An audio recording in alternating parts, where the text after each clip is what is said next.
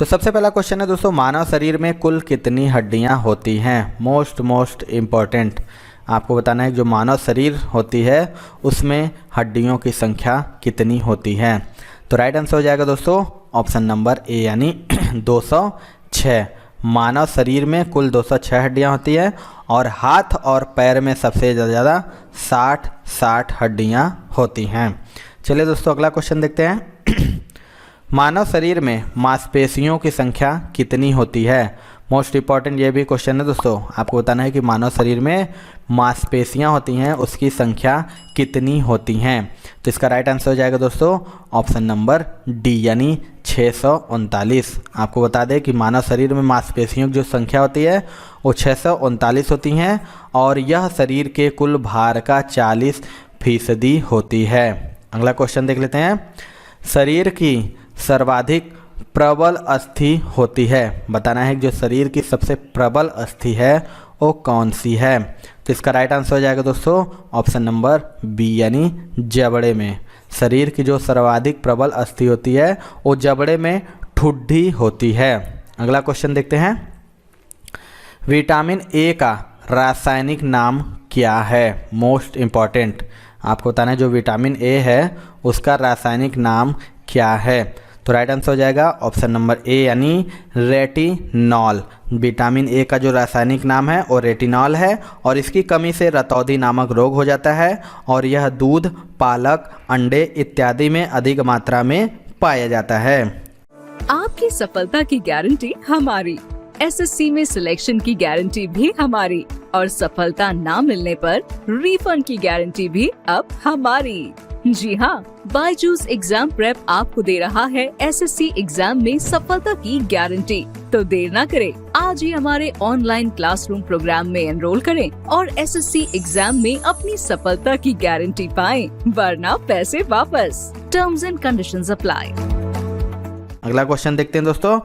गुर्दों के संरचनात्मक एवं कार्यात्मक यूनिट है, बताना इनमें से जो गुर्दों के संरचनात्मक और कार्यात्मक यूनिट कौन सा है। तो इसका राइट आंसर हो जाएगा दोस्तों ऑप्शन नंबर बी यानी नेफ्रॉन।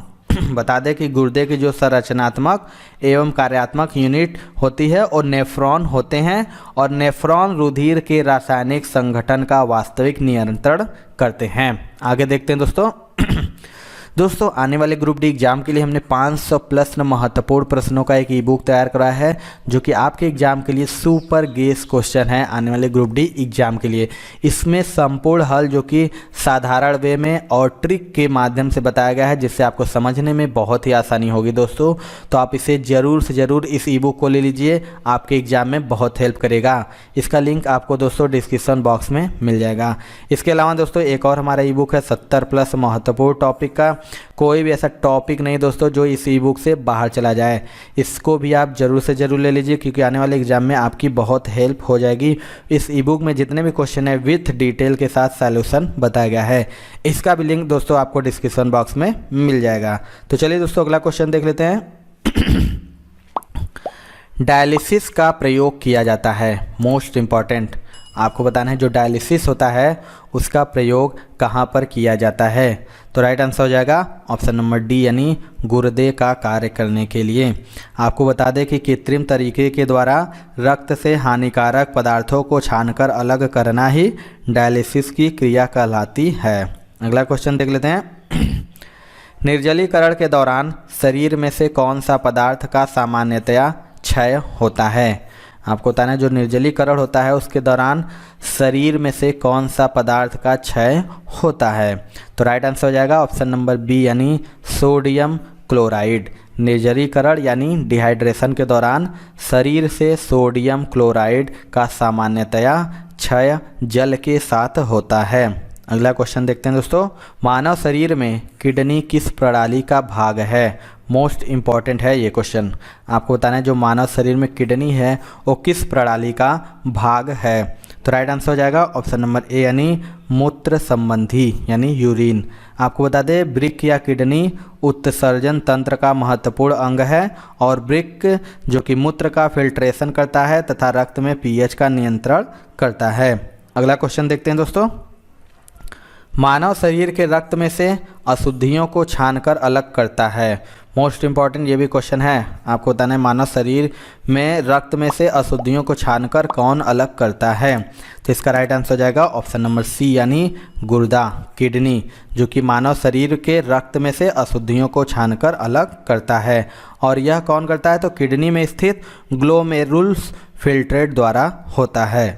अगला क्वेश्चन देखते हैं दोस्तों, मानव शरीर में ऊर्जा की उत्पत्ति होती है। आपको बताना जो मानव शरीर में ऊर्जा की उत्पत्ति होती है वो किसके द्वारा होती है। तो इसका राइट आंसर हो जाएगा ऑप्शन नंबर सी यानी ऊतकों में ऑक्सीजन पहुंचाकर। ऑक्सीजन जो कि कार्बनिक भोज्य पदार्थों को ऑक्सीकरण या विघटन करके ऊर्जा प्रदान करते हैं। अगला क्वेश्चन देख लेते हैं दोस्तों, इनमें से कौन अलग है। आपको बताना है, 4 ऑप्शन है, इनमें से कौन सबसे अलग है।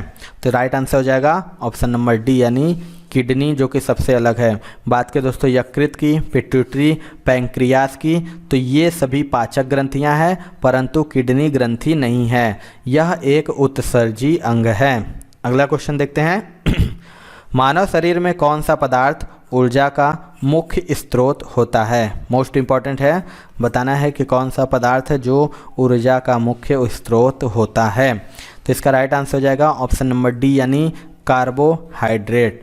बता दें कि कार्बोहाइड्रेट मानव शरीर में ऊर्जा का मुख्य स्रोत होता है और शरीर में सर्वप्रथम कार्बोहाइड्रेट ही ऊर्जा प्रदान करता है। अगला क्वेश्चन देख लेते हैं, पाचित खाना किसके द्वारा अवशोषित किया जाता है। आपको बताना है कि जो पाचित खाना होता है वो किसके द्वारा अवशोषित किया जाता है। तो इसका राइट आंसर हो जाएगा ऑप्शन नंबर सी यानी क्षुद्रांत के द्वारा। बता दें कि जो छोटी आंत में पचे हुए भोजन के अवशोषण की मुख्य क्रिया होती है और इसी आंत से भोजन अवशोषित होकर रुधिर तथा लसिका में पहुंच जाता है। अगला क्वेश्चन देख लेते हैं दोस्तों, अधिकतर पोषक तत्व रक्त में अवशोषित किए जाते हैं। आपको बताना है जो पोषक तत्व हैं रक्त में किसके द्वारा अवशोषित किए जाते हैं। तो इसका राइट आंसर हो जाएगा दोस्तों ऑप्शन नंबर सी यानी छोटी आंत से। जो पोषक तत्व होते हैं वो छोटी आंत से रक्त में अवशोषित किए जाते हैं तथा यह मुख्य पाचक अंग होती है। चलिए दोस्तों अगला क्वेश्चन देखते हैं, पके हुए आम में कौन सा विटामिन होता है। आपको बताना है जो पका हुआ आम होता है उनमें कौन सा विटामिन होता है। तो राइट आंसर हो जाएगा ऑप्शन नंबर डी यानी विटामिन सी और विटामिन ए, जो कि पके हुए आम में प्रचुर मात्रा में पाया जाता है। और बात करें दोस्तों तो विटामिन सी की मात्रा विटामिन ए से अधिक होती है और आम में बहुत हल्की मात्रा में विटामिन बी भी पाया जाता है। तो अगला क्वेश्चन देख लेते हैं, एंटीबॉडी मुख्यतः एक पदार्थ है। आपको बताना है एंटीबॉडी जो कि एक पदार्थ है इनमें से किसका। तो राइट आंसर हो जाएगा ऑप्शन नंबर ए यानी प्रोटीन का। एंटीबॉडी जो कि मुख्यतः एक प्रोटीन है। अगला क्वेश्चन देखते हैं, कौन सा विटामिन खाना पकाने के क्रम में नष्ट हो जाता है। मोस्ट इम्पॉर्टेंट क्वेश्चन है ये भी। आपको बताना इनमें से कौन सा विटामिन है जो खाना पकाने के क्रम में नष्ट हो जाता है। तो राइट आंसर हो जाएगा ऑप्शन नंबर बी यानी विटामिन सी। तो आपको बता दें कि जल में घुलनशील विटामिन खाना पकाते समय नष्ट होने लगते हैं, किंतु विटामिन सी खाना पकाने के क्रम में अधिक तेज़ी से नष्ट हो जाता है। अगला क्वेश्चन देखते हैं दोस्तों, भोजन में लोहे की कमी के कारण होता है। आपको बताना है जो भोजन में लोहे की कमी के कारण कौन सा रोग हो जाता है। तो राइट आंसर हो जाएगा ऑप्शन नंबर सी यानी एनीमिया। तो बता दें कि शरीर में लौह तत्व की कमी के कारण एनीमिया रोग हो जाता है और इस रोग में रक्त में हीमोग्लोबिन की कमी से शरीर की कोशिकाओं में ऑक्सीजन की कमी होने लगती है और इसी कमी की वजह से व्यक्ति में एनीमिया यानी रक्ताल्पता के लक्षण दिखाई देने लगते हैं। अगला क्वेश्चन देख लेते हैं दोस्तों, जीव विज्ञान की दृष्टि से शरीर के सभी प्रकार के उद्दीपनों का ग्रहण किस तंत्र द्वारा होता है। आपको बताना है इसका राइट आंसर क्या होगा। तो इसका राइट आंसर हो जाएगा दोस्तों ऑप्शन नंबर सी यानी तंत्रिका तंत्र। आपको बता दें तंत्रिका तंत्र शरीर के बाह्य तथा आंतरिक उद्दीपनों को ग्रहण करके उसके प्रति अनुक्रिया प्रसारित करने का कार्य करता है और इस तंत्र की इकाई न्यूरॉन होती है। चलिए दोस्तों अगला क्वेश्चन देखते हैं, सजीवों में क्या पहचान है। मोस्ट इम्पॉर्टेंट है, आपको बताना है कि सजीवों में क्या पहचान है? तो राइट आंसर हो जाएगा ऑप्शन नंबर डी यानी उपरोक्त सभी। आपको बता दें सजीवों में श्वसन, प्रजनन, रक्त संचरण, परिसंचरण, उत्सर्जन इत्यादि सभी प्रकार की जैविक क्रियाएं संपन्न होती हैं। चलिए दोस्तों अगला क्वेश्चन देखते हैं। विटामिन ई महत्वपूर्ण है। आपको बताना है कि विटामिन ई महत्वपूर्ण है। तो राइट आंसर हो जाएगा ऑप्शन नंबर सी यानी गेहूं के अंकुर का तेल। यानी विटामिन ई की कमी से त्वचा रोग तथा जनन अंगों से संबंधित रोग होते हैं और यह मुख्यतः गेहूं के अंकुर के तेल द्वारा प्रचुर मात्रा में प्राप्त की होता है। अगला क्वेश्चन देख लेते हैं। कहाँ पाचन एवं श्वसन मार्ग एक दूसरे को अतिक्रम करता है? आपको बताना है कि कौन सा स्थान है जहाँ पे पाचन और श्वसन मार्ग एक दूसरे को अतिक्रम करता है? तो राइट आंसर हो जाएगा ऑप्शन नंबर सी यानी ग्रसनी में। पाचन एवं श्वसन मार्ग एक दूसरे को ग्रसनी में अतिक्रम करते हैं। चलिए दोस्तों अगला क्वेश्चन देख लेते हैं। आँख के मायोपिया दृष्टि में आपको बताना है कि जो आँख में मायोपिया हो जाता है उसमें कौन सा कारण होता है? तो राइट आंसर हो जाएगा ऑप्शन नंबर ए यानी रेटिना के सम्मुख प्रकाश किरणें केंद्रित होती है। बता दें कि जो मायोपिया या निकट दृष्टि दोष होता है वो नेत्र का एक अपवर्तक दोष है जिसमें वस्तु का प्रतिबिंब रेटिना के सम्मुख बनता है। चलिए दोस्तों अगला क्वेश्चन देख लेते हैं। वह पदार्थ जिसकी कमी से डिहाइड्रेशन होता है। मोस्ट इम्पॉर्टेंट है, आपको बताना है कि वह पदार्थ कौन सा है जिसकी कमी से डिहाइड्रेशन होता है। तो राइट आंसर हो जाएगा ऑप्शन नंबर सी यानी पानी की कमी से। डिहाइड्रेशन हो जाने पर शरीर में खनिज, लवण तथा पानी की कमी हो जाती है। अगला क्वेश्चन देख लेते हैं। पुरुषों के बंध्याकरण शल्य क्रिया को कहते हैं। मोस्ट इम्पॉर्टेंट है, बताना है कि जो पुरुषों के बंध्याकरण शल्य क्रिया होती है उसे क्या कहते हैं? तो राइट आंसर हो जाएगा ऑप्शन नंबर सी यानी वैसेक्टॉमी कहते हैं। पुरुषों के बंध्याकरण शल्य क्रिया को वैसेक्टॉमी कहते हैं जिसमें शुक्र वाहिकाओं को काटकर बांध दिया जाता है।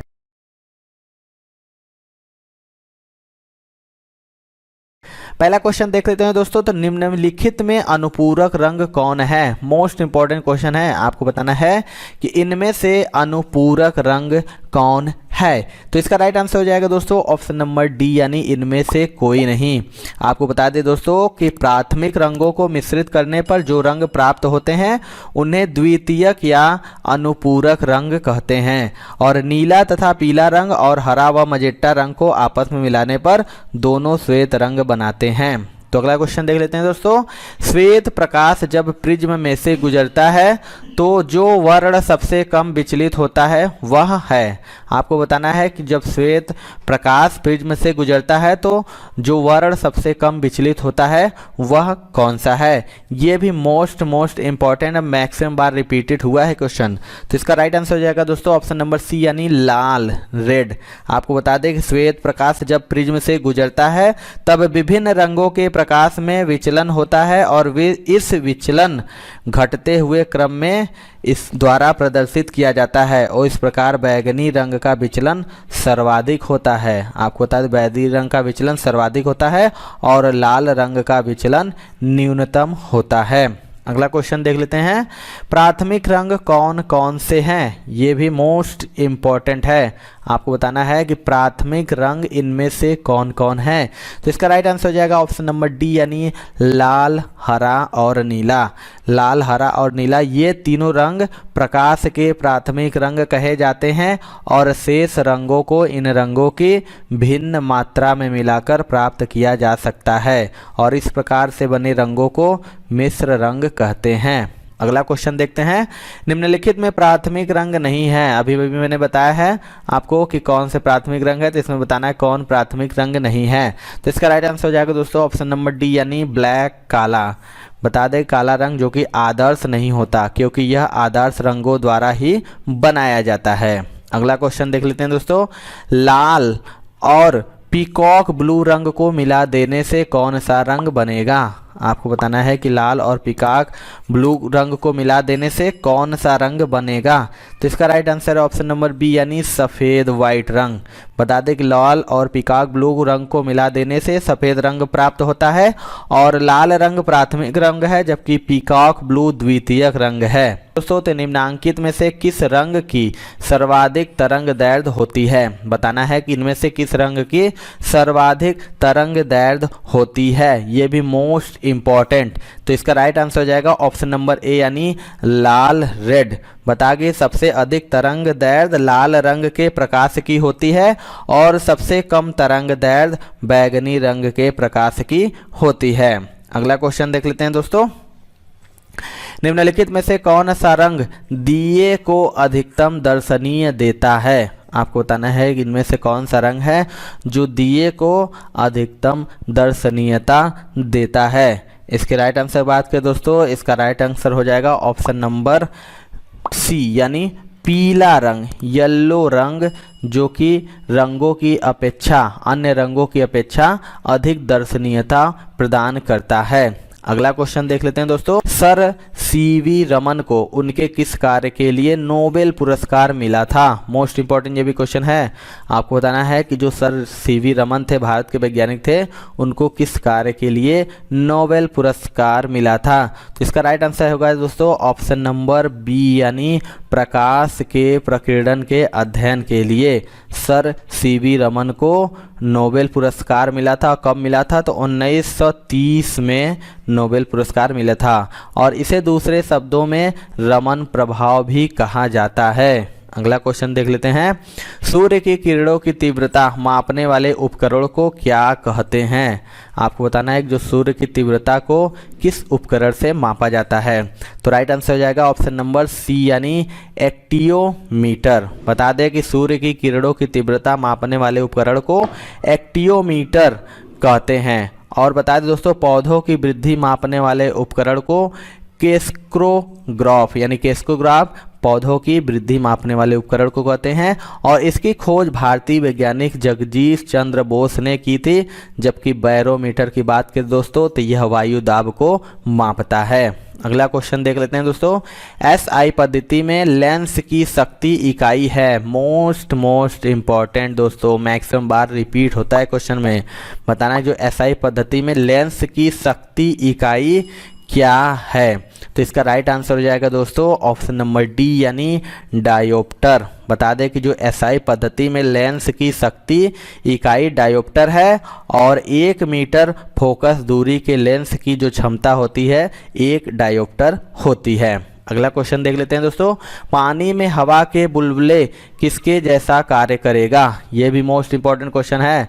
आपको बताना है कि जो पानी में हवा के बुलबुले होते हैं वो किसके जैसा कार्य करेगा। तो इसका राइट आंसर हो जाएगा ऑप्शन नंबर बी यानी अवतल लेंस। लेंस की जो प्रकृति में परिवर्तन लेंस और माध्यम के अपवर्तनांक पर निर्भर करता है और यदि लेंस को ऐसे द्रव में डुबाया जाता है जिसका अपवर्तनांक लेंस के अपवर्तनांक से कम होता है तो लेंस की प्रकृति में कोई परिवर्तन नहीं होता है। अगला क्वेश्चन देख लेते हैं दोस्तों। निम्न में से कौन मैग्नीफाइंग ग्लास की भांति प्रयुक्त होता है। मोस्ट इंपॉर्टेंट ये भी क्वेश्चन है।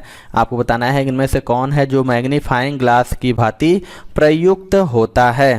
तो इसका राइट आंसर हो जाएगा ऑप्शन नंबर सी यानी अभिसारी लेंस। अभिसारी लेंस का जो प्रयोग होता है वो मैग्नीफाइंग ग्लास की भांति किया जाता है और वस्तु के प्रतिबिंब की लंबाई तथा उस पर वस्तु की लंबाई के अनुपात को प्रतिबिंब का रेखीय आवर्धन कहते हैं। अगला क्वेश्चन देख लेते हैं दोस्तों।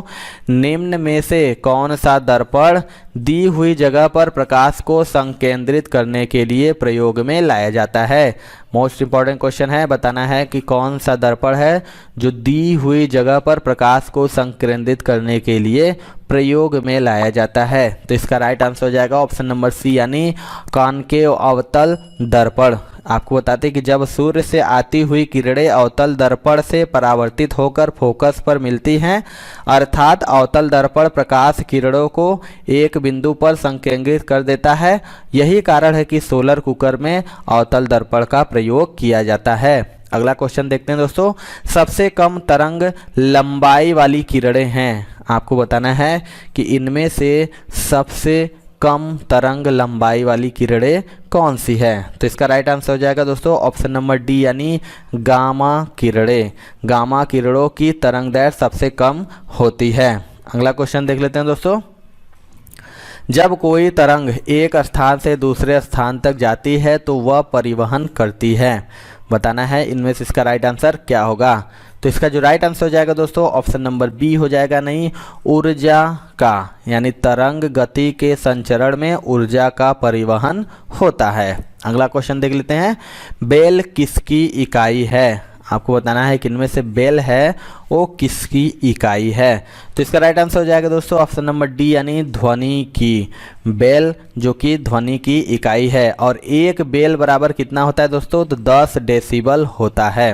अगला क्वेश्चन देख लेते हैं दोस्तों। ऑप्टिकल फाइबर को आमतौर पर किसमें प्रयोग किया जाता है? मोस्ट इंपॉर्टेंट क्वेश्चन है। आपको बताना है जो ऑप्टिकल फाइबर होता है उसको आमतौर में किस में प्रयोग किया जाता है। तो इसका राइट आंसर हो जाएगा ऑप्शन नंबर ए यानी संचार, कम्युनिकेशन में। ऑप्टिकल फाइबर का जो उपयोग होता है वो संचार के लिए किया जाता है और फाइबर में संचार पूर्ण आंतरिक परावर्तन के कारण होता है। अगला क्वेश्चन देख लेते हैं दोस्तों। मृग तृष्णा बनने का कारण है। मोस्ट इंपॉर्टेंट ये भी क्वेश्चन है। आपको बताना है कि जो मृग तृष्णा है उसके बनने का कारण क्या है। तो इसका राइट आंसर हो जाएगा दोस्तों ऑप्शन नंबर ए यानी पूर्ण आंतरिक परावर्तन। आपको बता दें कि गर्मियों के मौसम में रेगिस्तान में मृग तृष्णा का कारण पूर्ण आंतरिक परावर्तन है। अगला क्वेश्चन देख लेते हैं दोस्तों। शरीर के आमाशय एवं अन्य अंतरंगों का अन्वेषण करने वाली तकनीक एंडोस्कोपी किस घटना पर आधारित है? आपको बताना है जो कि एंडोस्कोपी है वो किस घटना पर आधारित है। तो इसका राइट आंसर हो जाएगा दोस्तों ऑप्शन नंबर ए यानी पूर्ण आंतरिक परावर्तन। आपको बता दें जो एंडोस्कोपी होती है वो एक हानिकर और दर्दहीन विद्या है जिसमें शरीर के खोखले अंगों के रोगों का पता लगाया जाता है और इसमें ऑप्टिकल फाइबर्स का इस्तेमाल किया जाता है जो पूर्ण आंतरिक परावर्तन की घटना पर आधारित होता है। अगला क्वेश्चन देखते हैं दोस्तों। एंडोस्कोपी किस विधि से होता है? आपको बताना है जो एंडोस्कोपी है वो किस विधि से होता है। तो इसका राइट आंसर हो जाएगा ऑप्शन नंबर सी यानी पूर्ण आंतरिक परावर्तन। आपको बता दें जो एंडोस्कोपी है वो पूर्ण आंतरिक परावर्तन की विधि से होता है। अगला क्वेश्चन देखते हैं। वस्तुएं दिखाई देती हैं क्योंकि? आपको बताना है जो वस्तुएं होती हैं वो दिखाई देती हैं क्यों? तो इसका जो राइट आंसर हो जाएगा दोस्तों ऑप्शन नंबर डी हो जाएगा यानी उन पर से प्रकाश आँखों की ओर परावर्तित होता है। अगला क्वेश्चन देखते हैं। आँख के रेटिना पर बना बिंब होता है। Most important, very important and maximum repeated question है ये। बताना है जो आँख के रेटिना पर बना बिंब होता है।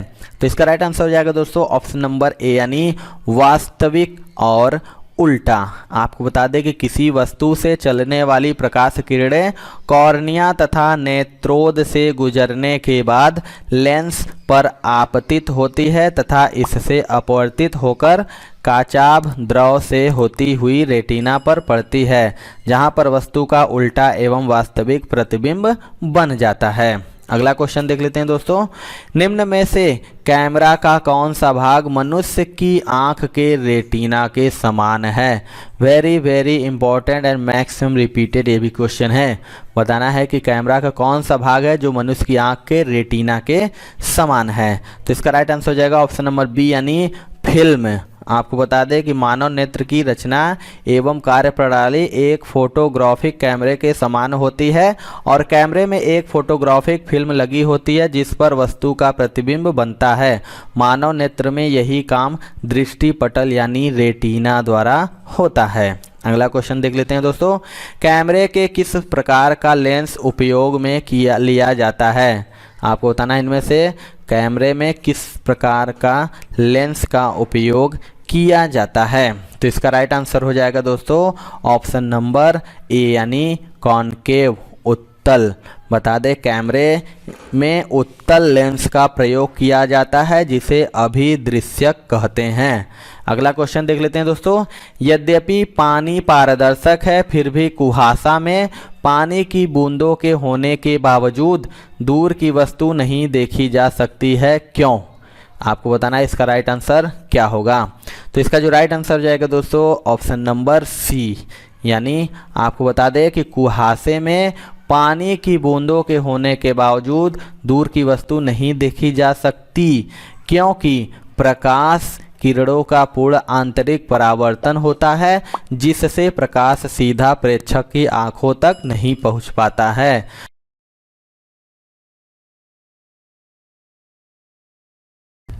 सबसे पहले क्वेश्चन की बात करें दोस्तों तो स्टील में कितना कार्बन होता है। मोस्ट इंपॉर्टेंट क्वेश्चन है, आपको बताना है कि स्टील में कार्बन कितना होता है प्रतिशत। तो इसका राइट आंसर हो जाएगा दोस्तों ऑप्शन नंबर ए, यानी 0.1 से 2% स्टील में कार्बन होता है। और इसके अलावा दोस्तों क्रोमियम एवं लोहा जो कि सर्वाधिक मात्रा में होता है। चलिए दोस्तों अगला क्वेश्चन देख लेते हैं। किस धातु से बनाया मिश्र धातु हवाई जहाज तथा रेल के डिब्बों में पुर्जों के काम में लिया जाता है? मोस्ट इम्पॉर्टेंट ये भी क्वेश्चन है दोस्तों, आपको बताना है कि कौन से धातु का बनाया मिश्र धातु है जो कि हवाई जहाज तथा रेल के डिब्बों में पुर्जों के काम में लिया जाता है। तो राइट आंसर हो जाएगा ऑप्शन नंबर सी, यानी एल्यूमिनियम। एल्यूमिनियम से निर्मित मिश्र धातु होती है और इस धातु का हवाई जहाज और रेल के डिब्बों के पुर्जों को बनाने में उपयोग किया जाता है। तो चलिए दोस्तों अगला क्वेश्चन देख लेते हैं। स्टील के संरक्षण प्रतिरोध में वृद्धि करने के लिए इसमें मिलाया जाता है। आपको बताना है कि जो स्टील का संरक्षण प्रतिरोध होता है उसको वृद्धि करने के लिए इसमें क्या मिलाया जाता है? तो इसका राइट आंसर हो जाएगा दोस्तों ऑप्शन नंबर सी, यानी क्रोमियम। जो स्टील के संरक्षण प्रतिरोध में वृद्धि करने के लिए क्रोमियम को मिलाया जाता है। अगला क्वेश्चन देखते हैं दोस्तों। निम्नलिखित में से कौन सा एल्यूमिनियम का अयस्क है? मोस्ट इंपॉर्टेंट ये भी क्वेश्चन है, आपको बताना है कि इनमें से कौन सा है जो एल्यूमिनियम का अयस्क है। तो इसका राइट आंसर हो जाएगा ऑप्शन नंबर डी, यानी एजुराइट, क्रायोलाइट, फेल्डस्पॉर, बॉक्साइट एल्यूमिनियम का अयस्क है, लेकिन एजुराइट एल्यूमिनियम का अयस्क नहीं है दोस्तों। अगला क्वेश्चन देख लेते हैं। CaOCl2 एक यौगिक के लिए रासायनिक सूत्र है जिसे सामान्य रूप से जाना जाता है। आपको बताना है जो CaOCl2 है वो इनमें से किसका रासायनिक सूत्र है। तो इसका राइट आंसर हो जाएगा दोस्तों ऑप्शन नंबर सी, यानी ब्लीचिंग पाउडर। आपको बता दें कि जो CaCl2 है को सामान्यतः ब्लीचिंग पाउडर के नाम से जाना जाता है और यह एक कीटाणुनाशक रसायन है। निम्नलिखित में से कौन सी ऐसी धातु है जो द्रव अवस्था में पाई जाती है? आपको बताना है इनमें से कौन सी ऐसी धातु है जो द्रव अवस्था में पाई जाती है। इसके राइट आंसर की बात करें दोस्तों, इसका राइट आंसर हो जाएगा ऑप्शन नंबर ए, यानी मरकरी पारा। पारा ही एकमात्र ऐसी धातु है जो द्रव अवस्था में पाई जाती है और यह एक भारी धातु है जिसका आपेक्षिक घनत्व लगभग 13.5 होता है और यह ऊष्मा एवं विद्युत का सुचालक भी होता है। अगला क्वेश्चन देखते हैं दोस्तों। धातु की प्रकृति होती है, बताना है जो धातु की प्रकृति होती है इनमें से कैसी होती है। तो इसका राइट आंसर हो जाएगा दोस्तों ऑप्शन नंबर सी, यानी उदासीन। आपको बता दें जो धातुओं की प्रकृति होती है वो विद्युत रूप से उदासीन होती है और इनमें धनात्मक एवं ऋणात्मक आयन नहीं पाए जाते हैं। अगला क्वेश्चन देख लेते हैं दोस्तों। सोडा वाटर है, आपको बताना है जो सोडा वाटर है वो इनमें से क्या है। तो इसका राइट आंसर हो जाएगा दोस्तों ऑप्शन नंबर ए, यानी गैस द्रव विलयन। सोडा वाटर जो कि गैस द्रव विलयन होता है और जिसमें गैस के रूप में CO2 मिला होता है। अगला क्वेश्चन देखते हैं दोस्तों। अधातु के ऑक्साइड प्रायः होते हैं, आपको बताना है जो अधातु होता है उसके ऑक्साइड प्रायः कैसे होते हैं। तो इसका राइट आंसर हो जाएगा दोस्तों ऑप्शन नंबर बी, यानी अम्लीय, एसिडिक। आपको बता दें कि अधातु के ऑक्साइड का जो pH होता है वो 7 से कम होता है और जिनका pH 7 से कम होता है वह अम्लीय होता है। इसी प्रकार से अधातु के जो ऑक्साइड होते हैं प्रायः अम्लीय होते हैं। अगला क्वेश्चन देखते हैं दोस्तों, शुद्ध सोना की माप है। ये भी मोस्ट इंपॉर्टेंट क्वेश्चन, मैक्सिमम बार ये क्वेश्चन रिपीट होता है दोस्तों। आपको बताना है कि जो शुद्ध सोना की माप है वो कितना होता है। तो इसका राइट आंसर हो जाएगा ऑप्शन नंबर डी यानी 24 कैरेट शुद्ध सोना, जो कि 24 कैरेट का होता है। अगला क्वेश्चन देख लेते हैं दोस्तों, निम्नलिखित में से कौन सा पदार्थ भारी मशीनों में स्नेहक के रूप में प्रयुक्त किया जाता है। मोस्ट इंपॉर्टेंट ये भी क्वेश्चन है, आपको बताना है जो कौन सा वो पदार्थ है जो भारी मशीनों में स्नेहक के रूप में प्रयुक्त किया जाता है। तो इसका राइट आंसर हो जाएगा ऑप्शन नंबर डी यानी ग्रेफाइट। बता दें कि ग्रेफाइट बहुत चिकना पदार्थ होता है जो भारी मशीनों में स्नेहक के रूप में प्रयुक्त किया जाता है। अगला क्वेश्चन देखते हैं दोस्तों, सबसे जटिल कार्बनिक पदार्थ होता है। आपको बताना है इनमें से सबसे जटिल कार्बनिक पदार्थ कौन सा होता है। तो राइट आंसर हो जाएगा ऑप्शन नंबर सी यानी प्रोटीन। बता दें कि जो सबसे जटिल कार्बनिक पदार्थ है वो कौन सा है, तो प्रोटीन है। चलिए अगला क्वेश्चन देख लेते हैं दोस्तों, व्यापारिक वैसलीन का निष्कर्षण किससे किया जाता है। इनमें से आपको बताना है जो व्यापारिक वैसलीन होता है उसका निष्कर्षण किससे किया जाता है। तो इसका राइट आंसर हो जाएगा ऑप्शन नंबर डी यानी पेट्रोलियम। बता दें जो व्यापारिक वैसलीन का निर्माण होता है वो पेट्रोलियम उत्पाद द्वारा किया जाता है। अगला क्वेश्चन देखते हैं, क्विक सिल्वर का रासायनिक नाम है। आपको बताना है जो क्विक सिल्वर है उसका रासायनिक नाम क्या होता है। तो इसका राइट आंसर हो जाएगा ऑप्शन नंबर ए यानी मरकरी, पारा या पारद क्विक सिल्वर का रासायनिक नाम है। अगला क्वेश्चन देखते हैं दोस्तों, मानव निर्मित तत्व की पहचान कीजिए। 4 ऑप्शन है आपके पास, बताना है जो मानव निर्मित तत्व है वह कौन सा है। इसका राइट आंसर हो जाएगा दोस्तों कैलिफोर्नियम। कैलिफोर्नियम जो कि मानव निर्मित तत्व है। और इसके अलावा बात की दोस्तों कार्बन, सोना और कैल्शियम ये आदि प्राकृतिक तत्व हैं। और कैलिफोर्नियम का परमाणु जो भार होता है वो 98 होता है। और 1950 में बर्कले में स्थित कैलिफोर्निया विश्वविद्यालय के रेडिएशन लेबोरेटरी में इसे निर्मित किया गया था। अगला क्वेश्चन देख लेते हैं दोस्तों, सल्फर अणु को दर्शाया जाता है। आपको बताना है कि जो सल्फर अणु होता है उनमें इसे किसके द्वारा दर्शाया जाता है। तो इसका राइट आंसर हो जाएगा दोस्तों ऑप्शन नंबर सी यानी S8 के द्वारा। बता दें कि सल्फर के अणु में 8 परमाणु परस्पर जुड़कर वलय जैसी रचना बनाते हैं और इसका रासायनिक सूत्र जो होता है वो होता है S8। अगला क्वेश्चन देख लेते हैं दोस्तों, निम्न में से किसमें अपरंपरागत ऊर्जा स्रोत का उपयोग होता है। बताना है कि जो इनमें से किसमें अपरंपरागत ऊर्जा स्रोत का उपयोग होता है। इसका राइट आंसर हो जाएगा दोस्तों ऑप्शन नंबर सी यानी सौर लालटेन। आपको बता दें सौर लालटेन में सूर्य के प्रकाश को ऊर्जा के रूप में उपयोग में लाया जाता है जो एक अपरंपरागत ऊर्जा स्रोत है। अगला क्वेश्चन देखते हैं दोस्तों, मेलाकोनाइट इनमें से किस धातु का खनिज है। 4 ऑप्शन है आपके पास, बताना है जो मेलाकोनाइट है वो इनमें से किस धातु का खनिज है।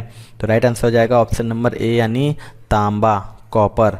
मेलाकोनाइट जो कि तांबा का एक खनिज अयस्क है और इसका रासायनिक नाम क्यूप्रिक ऑक्साइड है और यह काला तांबा अयस्क के रूप में भी जाना जाता है। अगला क्वेश्चन देखते हैं दोस्तों, पानी और चौक के मिश्रण को पृथक किया जाता है। मोस्ट इम्पॉर्टेंट आपको बताना है पानी और चौक का जो मिश्रण होता है वो किसके द्वारा पृथक यानी अलग किया जाता है। तो इसका राइट आंसर हो जाएगा ऑप्शन नंबर ए यानी अवसादन द्वारा। अवसादन द्वारा पानी और चौक के मिश्रण को अलग किया जा सकता है। अगला क्वेश्चन देखते हैं दोस्तों, हेक्सा ब्लेड बने होते हैं। 4 ऑप्शन है आपके पास, बताना है जो हेक्सा ब्लेड है वो इनमें से किसके बने होते हैं। तो इसका राइट आंसर हो जाएगा ऑप्शन नंबर सी यानी उच्च कार्बन इस्पात से। हेक्सा ब्लेड जो कि उच्च कार्बन इस्पात से बने होते हैं और उच्च कार्बन इस्पात में 0.6% से 0.99% तक कार्बन उपस्थित होता है।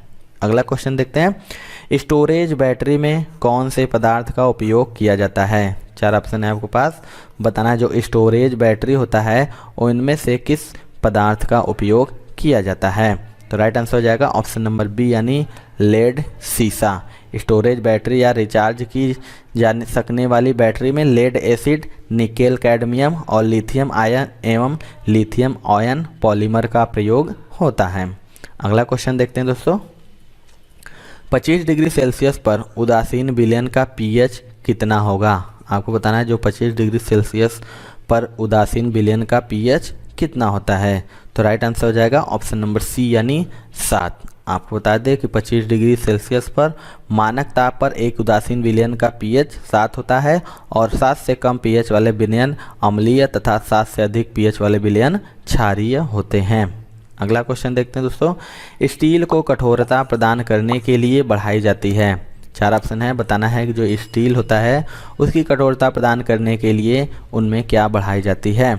तो इसका राइट आंसर हो जाएगा ऑप्शन नंबर बी यानी कार्बन की मात्रा।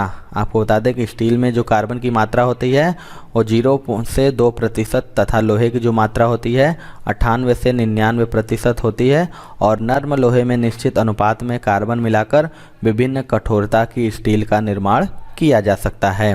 अगला क्वेश्चन देख लेते हैं दोस्तों। मोनाजाइट अयस्क है। आपको बताना है जो मोनाजाइट अयस्क है वो इनमें से कौन है।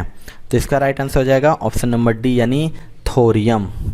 मोनाजाइट जो कि दुर्लभ धातुओं थोरियम, सीरियम तथा लैंथेनम का प्रमुख अयस्क है और यह लाल भूरे रंग का एक फॉस्फेट खनिज होता है। चलिए दोस्तों लास्ट क्वेश्चन देख लेते हैं। निम्नलिखित में से कौन नॉन फेरस धातु है? मोस्ट इंपॉर्टेंट ये भी है, आपको बताना है इनमें से कौन नॉन फेरस धातु है। तो इसका राइट आंसर हो जाएगा दोस्तों ऑप्शन नंबर डी यानी आयरन लोहा।